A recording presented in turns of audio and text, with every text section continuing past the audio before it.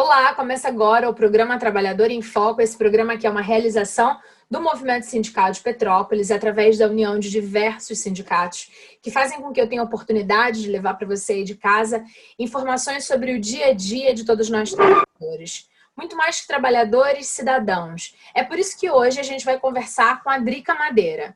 Ela é doutoranda em Ciências da Literatura na UFRJ, pesquisadora no Laboratório PAC de Bolsa CAPES. Formou-se em letras pela UCP, é mestra em direito pela mesma universidade. Autora do livro, que está aqui, Maria da Penha, Entre a Teoria e a Prática. Olá, Drica, como vai? Olá, Carla, tudo bem? Novas tecnologias a gente tem que testar. Eu estou funcionando aí para você? Você está funcionando, está ótimo. Eu estou gravando da minha casa, você também está na sua casa? Eu estou na minha casa, dentro do meu quarto, na minha mesa de trabalho, que é onde eu trabalho.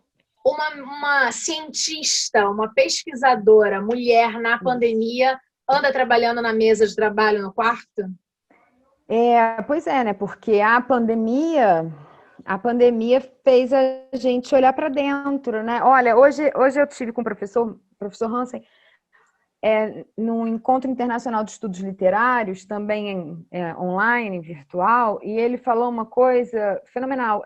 É bem leninista. O Lenin falou isso também em algum momento da vida, mas eu não lembro qual foi o momento da vida. Foi quando ele perdeu alguma das derrotas, né? Ele falou isso, mas o Hansen falou isso hoje. Falou: a gente está no momento de teorizar, teorizar, teorizar, para destruir, destruir, destruir aquilo que a gente não concorda. Então, assim, eu estou me sentindo plenamente neste momento. Às vezes a gente tem um sentimento, né, uma impressão de estar num beco sem saída, ou no fim do mundo, ou num buraco escuro, ou numa noite que nunca tem fim, como diria Luiz Eduardo Soares, né, dentro da Noite Feroz, que é o último livro do grande professor. Mas isso não é verdade. Toda noite tem fim, e a Bolívia está aí para mostrar isso para a gente. E a gente continua aqui estudando aquilo que é preciso que seja estudado para mudar a realidade das pessoas, em especial, no meu caso, das mulheres e do povo preto desse país, vamos falar a verdade, porque eu passei, né, de um polo a outro com muita rapidez. Eu venho estudando gênero há muitos anos, mas o gênero tem cor também. Então, ele, de alguma maneira, eu fico ali numa linha fronteiriça, apesar das pessoas falarem muito. Não é o seu espaço de fala.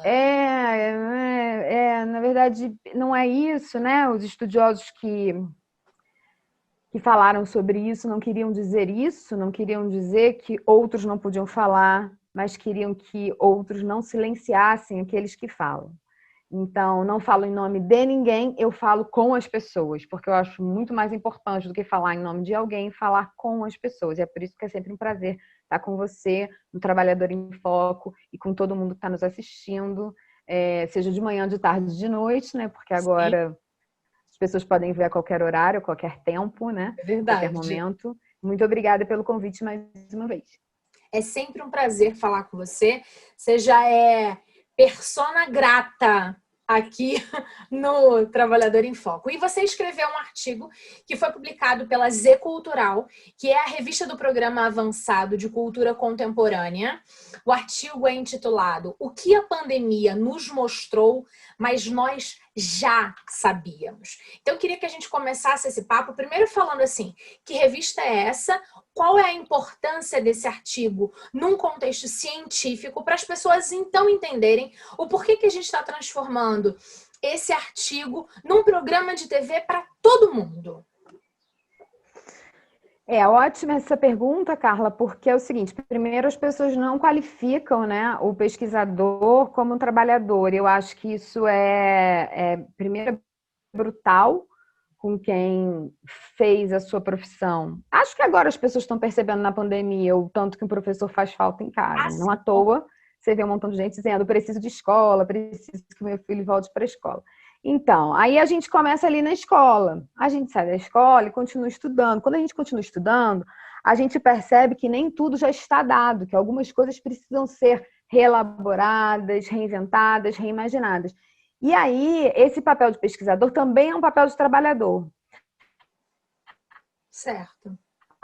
A revista Z, e é um papel. A revista Z é uma revista do PAC, o PAC é do curso de letras da UFRJ, é a universidade a qual eu pertenço, e pertenço como trabalhadora, e na categoria estudante sou bolsista CAPES. Então, assim, na verdade, eu presto serviço ao povo brasileiro, como tenho feito nos últimos 20 anos da minha vida. Né?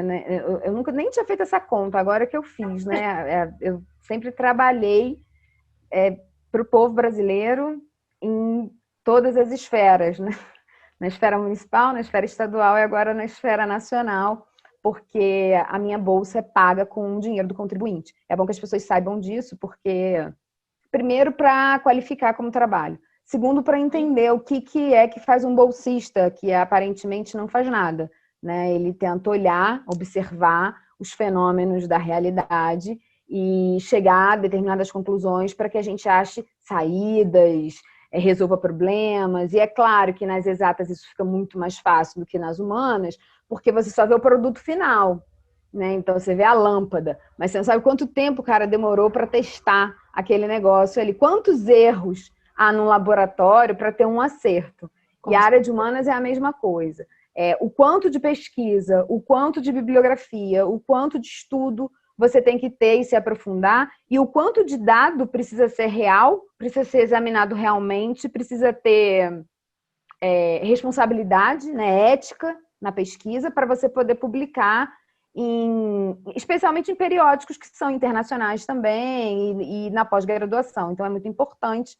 Para mim, é muito importante para o povo brasileiro, é muito importante para a UFRJ, que é a Universidade Federal do Rio de Janeiro, e que é fundamental que continue funcionando, porque ela funciona para o povo, e não é só para o povo do Rio de Janeiro. Sim. Lembrando que ali funciona um hospital universitário, e que também ali a gente tem, pela primeira vez na história da universidade, uma mulher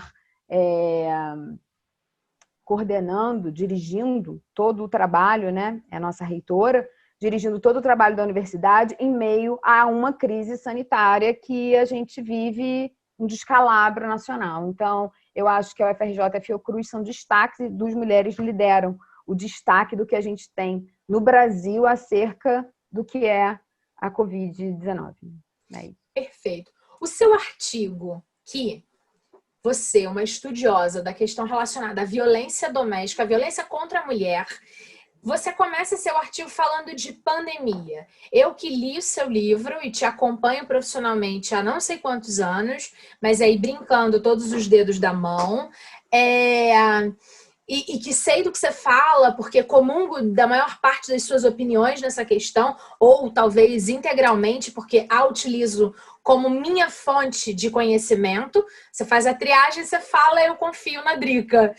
Então, várias vezes eu já falei, não, eu aprendi isso com a Drica Madeira, que é uma estudiosa nessa questão. E aí você começa falando de OMS, pandemia. Queria que você me falasse um pouquinho sobre isso. Pois é, Carla, é muito interessante a gente perceber, a gente assiste muito jornal, a gente lê muito jornal, né? O brasileiro é muito antenado, né? E agora com redes sociais ainda mais, nos mostra a eleição para a presidência da República, né? Votação by fake news ou via WhatsApp.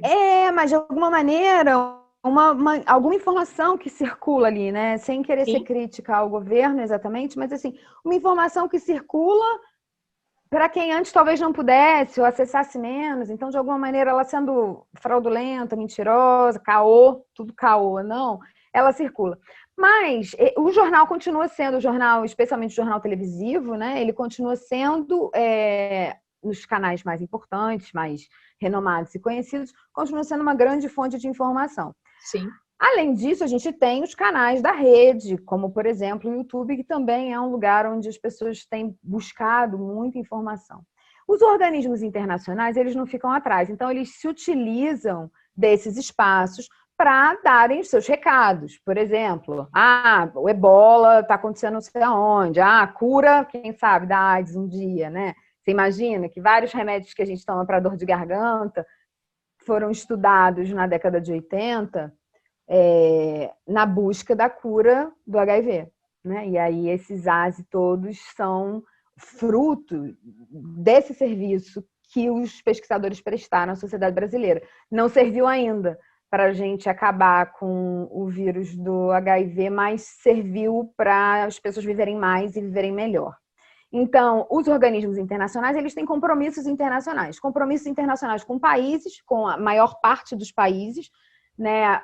São pouquíssimos os países que não participam, especialmente da ONU, né? A Organização das Nações Unidas. A gente agora teve a fala, inclusive, do nosso presidente, tem uns 15 dias na abertura da ONU.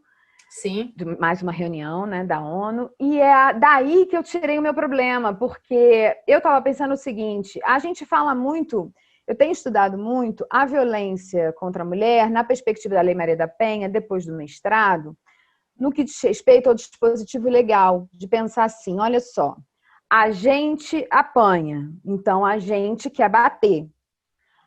É como se fosse uma lei de espelho, de reflexo, né? A gente cria legislação para conter, de alguma maneira, algum ímpeto que a gente não conhece, que a gente não sabe como controlar de outra forma, né? Não tem remédio para um sujeito não bater numa mulher. A gente viu semana passada, na Bahia, né? Foram 4 socos na cara que ela levou na rua, com alguém gravando ainda por cima. Então, nesse momento, é o momento do escândalo, é o evento. Na hora do evento, você olha e fala assim, gente, por que alguém faz isso contra alguém? Aí, quando você começa a lidar com o evento todo dia, ou sempre, ou costumeiramente, ou estudar o evento, você começa a perceber que a gente é muito violento, e a gente é ser humano, não é só povo brasileiro. A gente é muito violento em vários períodos históricos distintos e diferentes, por exemplo, na questão das colonizações, né? A gente é bárbaro, e não é bárbaro quem é colonizado, é bárbaro quem coloniza, porque Sim. Colonizar o outro é uma barbaridade, e a gente faz isso o tempo todo, né? A linguagem é uma forma de colonizar o outro, você precisa falar a mesma língua que eu para me entender, e quando a gente não fala a mesma língua, a gente tem dificuldades comunicacionais que podem levar a determinadas violências. Então, o móvel, né, o motivador era o seguinte, se a Lei Maria da Penha tivesse resolvido os problemas das mulheres em situação de violência doméstica, e a gente está falando de violência física, psicológica, moral, patrimonial e sexual, basicamente, a gente não precisaria ter criado uma segunda lei depois da Maria da Penha, que a gente chama de Lei do Feminicídio, que é quando a mulher morre porque é mulher. Engraçado, né? Pensar isso, né? Sim. É pensar essa Falamos conta, disso assim, aqui. o que é a lei? A lei é a mulher morre porque é mulher, mas como assim? O outro morre porque é preto, o outro morre porque é branco, o outro morre porque é homem. Então, que lugar? É um certo lugar de privilégio que traz essa lei? Não, na verdade é um certo lugar de coleta de dados, né? E de informações, porque a gente pensa, quando pensa em letalidade, da brutalidade, da violência, a gente pensa que fora da casa ela é muito mais letal entre homens, então homens morrem mais do que mulheres fora da casa. A casa é um lugar seguro, mas é inseguro para as mulheres. Então, assim, as mulheres morrem mais dentro das suas casas. Ainda assim, a lei não deu conta. Então, a gente teve que qualificar o que a gente já tinha, que é o homicídio, né? O homicídio é qualificado, a gente já existe o crime de não pode matar, gente. Não pode matar desde antes, sempre foi assim, né? Não pode matar. Sempre, desde que eu existo, não pode matar. Mas a gente mata. Mas aí a gente tornou a coisa um pouco mais delicada, que é assim, não pode matar, e se matar a mulher, a gente vai piorar as suas condições. Que condições? Do que a gente está falando? A gente vai piorar a sua pena, isso vai ser um agravante. E aí eu me peguei pensando, por que seria? Por que deveria ser? E por que, na verdade, isso diz para a mulher, ou traz algum conforto para uma mulher vítima de violência, saber, bom, uma mulher que não é mais um corpo, uma mulher que é um corpo morto, matável, ganhou o quê quando a gente disse que foi feminicídio? Absolutamente nada.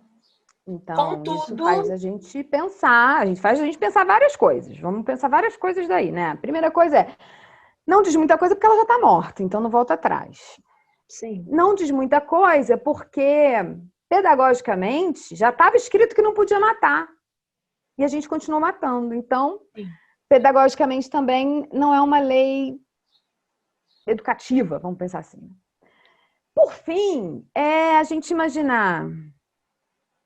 É uma lei onde o capitalismo diz pra gente, olha, vocês querem isso? Então toma. Vocês querem isso, então toma, não tem problema. A gente não tem problema, sabe por quê? Porque as estruturas todas funcionam por uma determinada elite dominante. E essa determinada elite dominante não vai para a cadeia. Então, o marido da Luísa Brunet, que teve que esperar voltar para o Brasil com as costelas quebradas para dar queixa, porque o Brasil tem uma das leis mais avançadas do mundo que diz respeito à violência doméstica, não está preso.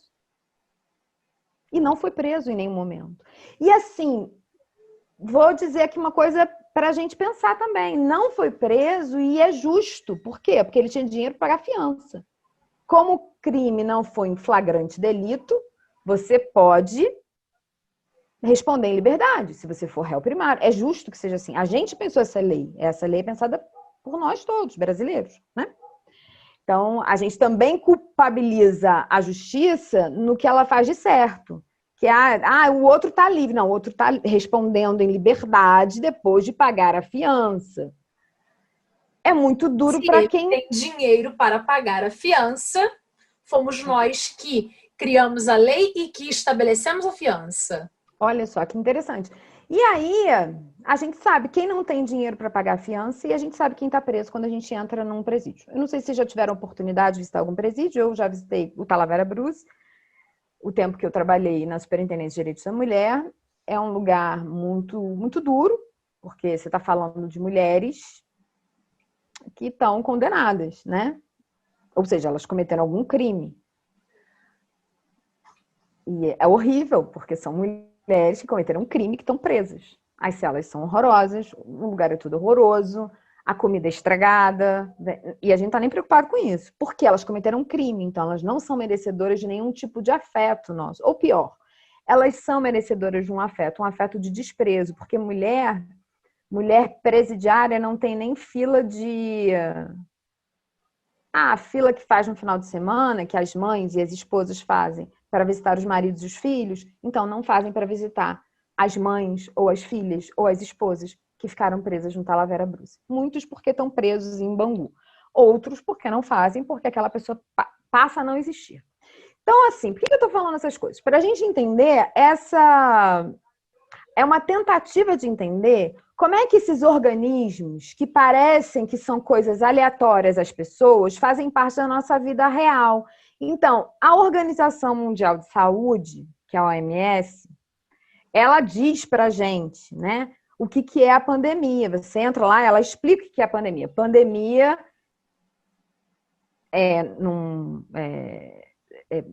ela explica para senso comum, né? Não é para cientista. Então, eu estou falando aqui o que está no site da OMS, qualquer um pode acessar. Então, o termo utilizado de pandemia é a disseminação mundial de uma nova doença. Eles que disseram, está lá escrito no site. E aí o termo é utilizado quando uma pandemia, ou seja, um grande surto que afeta uma região, se espalha por diferentes continentes com transmissão sustentada entre as pessoas. Aí eu li isso, né, por conta da Covid e fiquei pensando, nossa, que louco, né? É louco pensar isso. E fui ver várias coisas sobre a Covid e aí descobri um vídeo do Gutierrez, Antônio Gutierrez, que é secretário-geral da Organização das Nações Unidas, de 2018, dizendo que a chamada do vídeo é anunciado uma pandemia global. Aí eu cliquei para ver. Falei, pô, ele já sabia da pandemia em 2018. 2018, como não se fez nada? Né? Como não é? Aí assim, o que aconteceu? Essa pandemia que o Gutierrez se referia não era a pandemia do Covid. Ele falava naquele momento da violência de gênero. Ele falava que a violência de gênero, e aí eu vou abrir um parêntese daqui a 2 minutos para falar sobre isso especificamente, mas ele falava que a violência de gênero é um fenômeno agudo que ocorre em intervalos de tempos restritos, mas é um problema crônico, de caráter histórico e universal. Ele não disse que é um problema do Brasil, ele não disse que é um problema da Índia, ele não disse que é um problema da França ou da Itália. Ele disse que é um problema histórico, estrutural, mundial, e que acontece de tempos em tempos, em intervalos restritos, ou seja, intervalos curtos. Ele estava falando da violência contra a mulher. Ele estava considerando, ONU, a ele não mais pessoa, ou seja, a Organização das Nações Unidas estava considerando a pandemia, que seria a violência contra a mulher, ou a violência de gênero, que eles lá não usam contra a mulher, é de gênero, uma pandemia global. E depois você vê a Organização Mundial de Saúde, que é ligada à ONU, dizer que a gente está vivendo uma pandemia, a gente precisa tomar cuidado, tem que usar máscara e álcool gel, e não saiam das suas casas, e a vacina, e cadê? E tem um monstro invisível, uma almôndega que é brilhante, que anda por aí, que a gente fica com medo dela, que a gente não sabe, que a pessoa espirra, tem que espirrar assim. Aprende tudo de novo, tudo de quando você era pequeno, que não espirra na cara dos outros, que não tosse na cara dos outros, que lava a mão. É um aprendizado mobral, né? O aprendizado mobral faz todo ele de novo para o mundo inteiro, tá, gente? Não é só para o Brasil, não. Faz para o mundo inteiro campanha de lavem as mãos. Olha que lindo. Lava a mão quando chega em casa, quando vem da rua. Puxa, uma grande novidade. Então, pense comigo. Se eu tinha uma pandemia, que seria a violência contra a mulher, em 2018, declarada pelo mesmo órgão que declara a pandemia de Covid-19, e contra a pandemia da Covid-19, a gente tem ações agressivas, gerais, sanções e, enfim,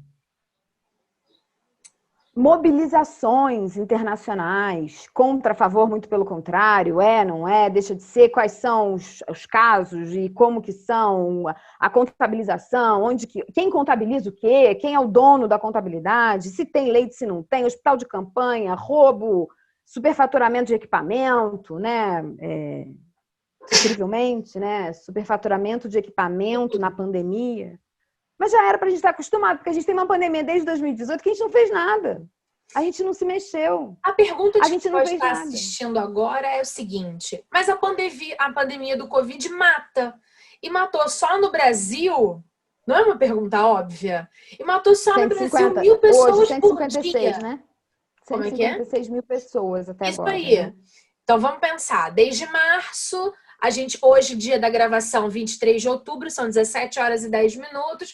A gente está aí na casa dos 160 e tantos mil brasileiros que morreram por conta do Covid. Os contabilizados, porque também não tem os não contabilizados, que são os subnotificados. Até porque a doença é sistêmica, né? Então você pode morrer de outra coisa e ser Covid, né? Aí eu vou te dar outro dado, vou dizer o seguinte: É isso que eu quero. E a média mundial de assassinatos mundial, tá? No mundo inteiro. De mulheres é de mais ou menos 17% e de homens 20%. Morrem mais homens do que mulheres no mundo. Na Bolívia, para destacar um exemplo, que a Bolívia está no meu coração nesta semana, então para destacar Deu uma travadinha. Da Bolívia, porque eu acho que é exatamente aí que mora o problema. Eu acho que o nosso problema, eu ainda estou falando... Volta na Bolívia, Drica. A internet tem um pitzinho. Volta na Bolívia. A Bolívia é o lugar onde mais mulheres são assassinadas no mundo inteiro, tá? 50% dos assassinatos na Bolívia são assassinatos de mulheres.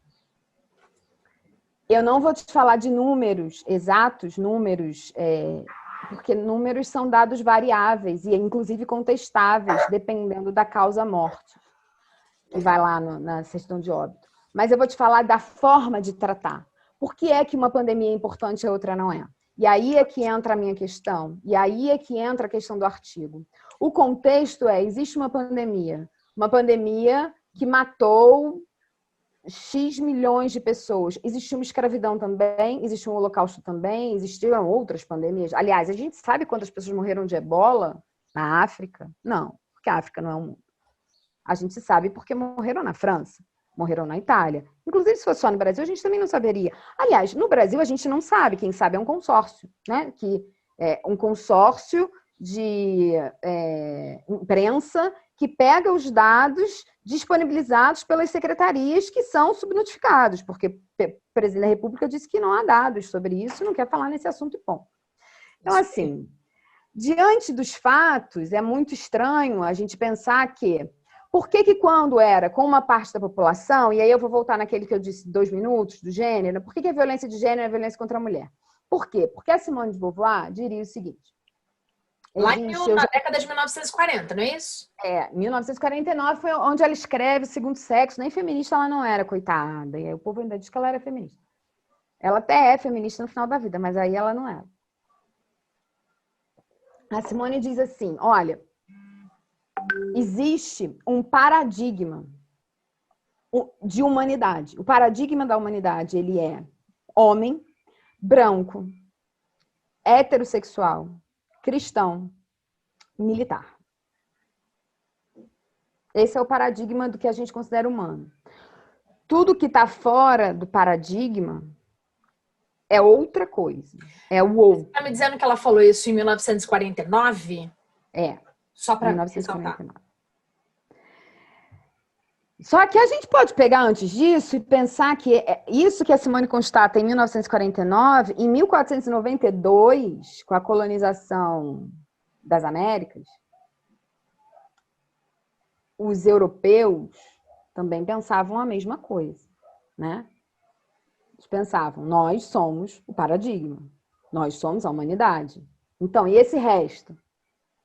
Que é povo originário ou que é povo traficado de África para cá?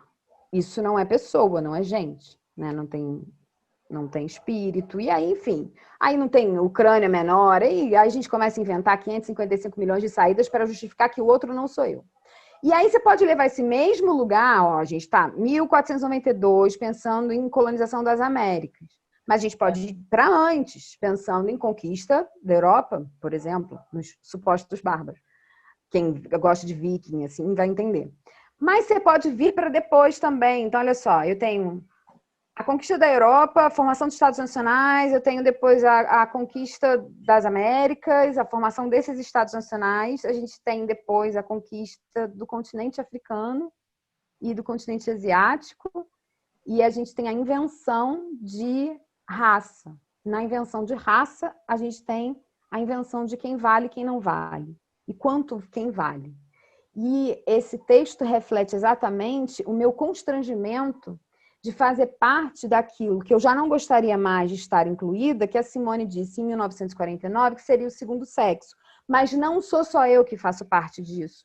E aí, eu, branca, cis, mãe de 3 filhos, heterossexual, se isso importa para alguém. Mas, enfim, não sou só eu, você também, loura. Mas o meu filho também, porque ele não é branco. O seu filho também. Olha, meu filho é pardo, hein, Drica? Mas... Então, se pardo não existe, né? Se a gente é dividido entre brancos e negros, nós temos uma questão aí, né? E aí a questão é, como você percebe que o seu amigo que é homossexual não é gente? Não é pessoa, ele não é considerado pessoa, por isso que ele pode morrer espancado, apanhando na rua. E aí, por isso a violência de gênero.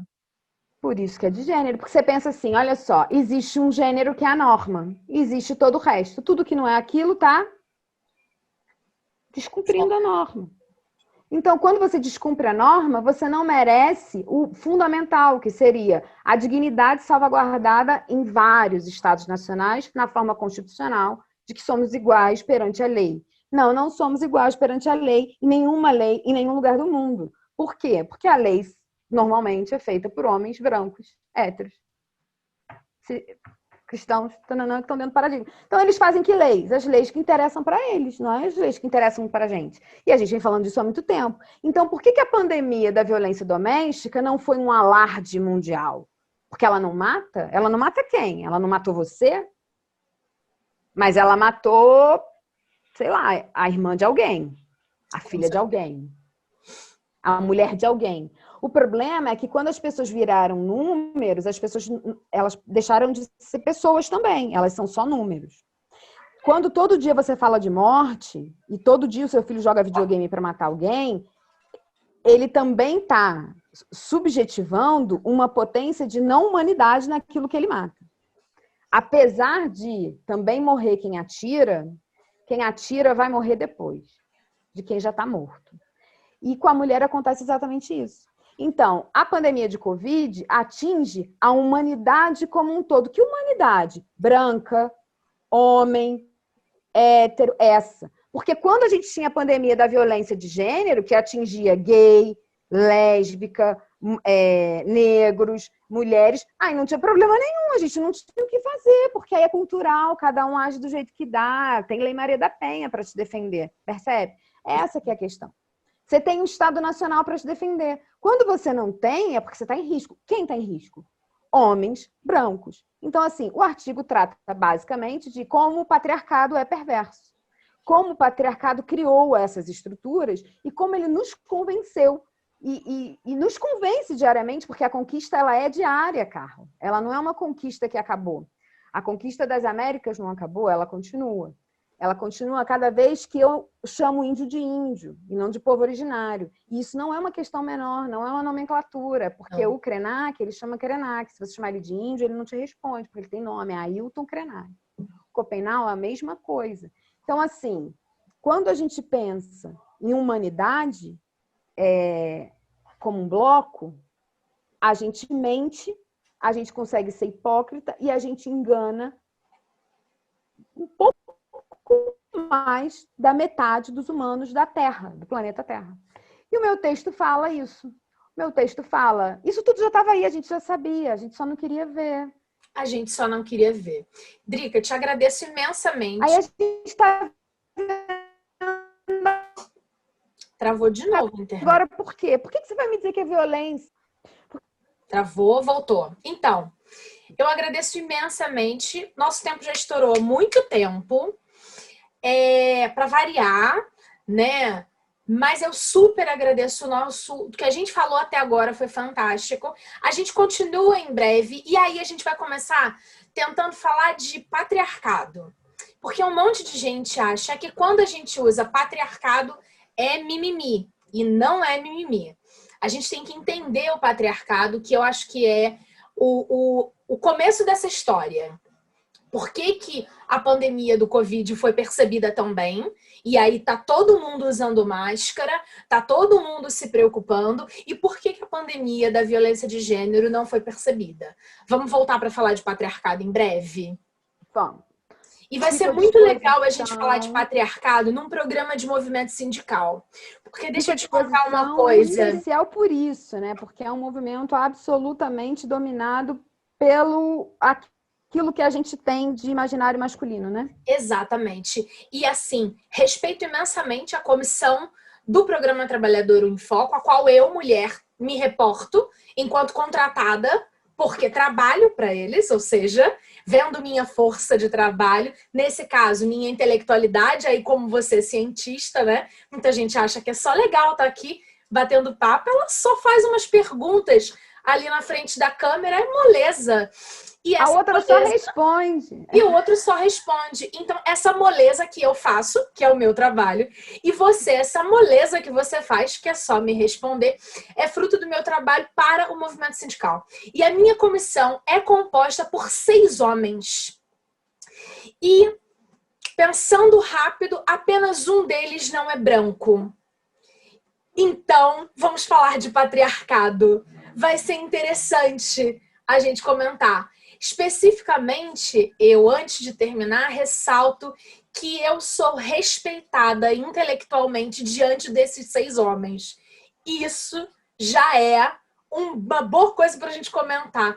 Não é verdade? Esses 6 homens... Um bom começo. Não é um bom começo? Esses 6 homens a qual eu me reporto, profissionalmente falando, eles são homens brancos, mas eles me respeitam. Isso é um bom começo.